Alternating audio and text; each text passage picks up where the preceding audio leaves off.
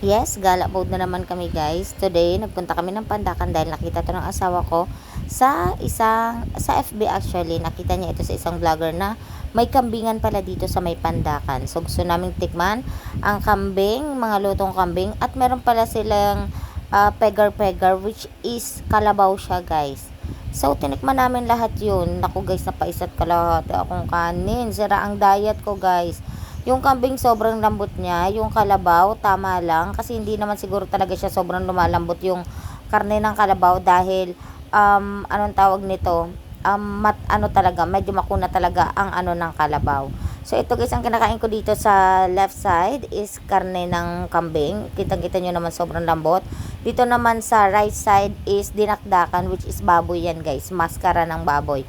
So ito naman, sunod kong kakainin dito sa right side is yung sa kalabaw, karne ng kalabaw. Sobrang sarap niyan guys, may kakaibang lasa siya.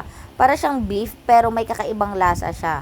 Syempre, lahat na luto ng kambing gusto talagang tikman ng asawa ko.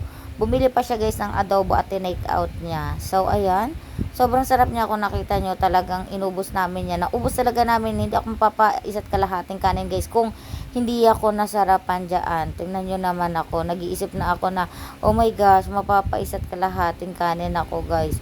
Yung asawa ko nakadalawat kalahating kanin kasi nga yung kalahati ko kinain niya pa. Sobrang sarap niya guys, masarap magluto si tatay na mukhang Indiano yung may-ari nito guys.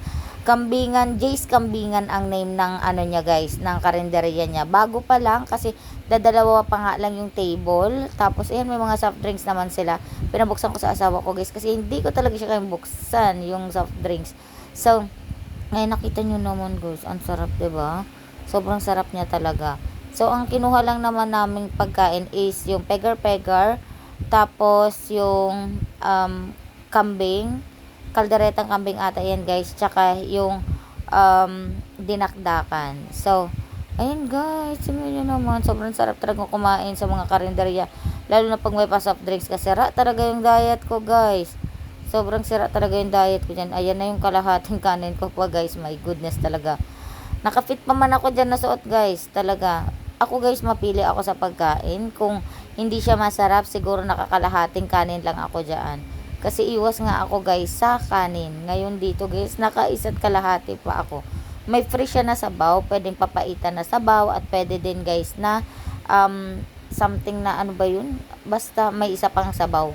Parang nilaga ata yun guys. So, kitang-kita nyo naman yung sarap ng kain ko. Sobrang sarap niya. Tsaka yung kalabaw, habang tumatagal, doon ko na-appreciate yung sarap niya guys. Yung pegar-pegar.